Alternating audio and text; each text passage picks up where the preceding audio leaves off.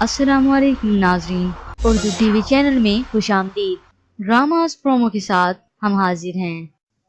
Viewers, drama serial میرا رب وارث کی آج کی ایپیسوڈ میں آپ نے دیکھا حارث کی والدہ اور اس کی بہن سارا کیا کرایا عائشہ پر ڈال دیتی ہیں، اتنا تک کہ دردانہ بیگم عائشہ کو مظہر کے سامنے پردہ نہ کرنے کا بھی کہتی ہیں۔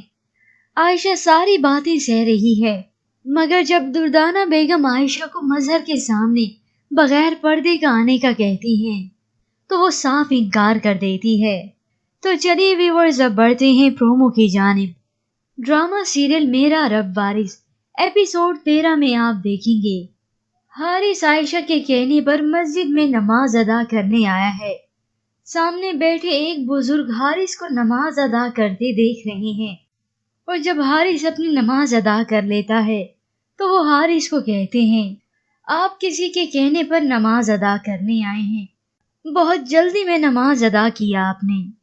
تو حارث جواب میں کہتا ہے، اپنے کام سے کام رکھیے۔ تو وہ بزرگ شخص کہتے ہیں، نماز صرف اللہ کی رضا کے لیے پڑھی جاتی ہے، لوگوں کو خوش کرنے کے لیے پڑھنے والی نماز گلے کا توق بن جاتی ہے۔ تو ادھر حارث کی والدہ عائشہ پر روب جھاڑتے ہوئے کہتی ہیں، کنزی کو فون کر کے تم خود معذرت کر لو، ہو سکتا ہے وہ تمہاری معذرت قبول کر لے۔ جس کے بعد عائشہ سوچوں میں گم ہے اور آخر وہ فون کرتی ہے، جس کے بعد کنزا اپنے شوہر مظہر کے ساتھ اپنی والدہ کے گھر آئی۔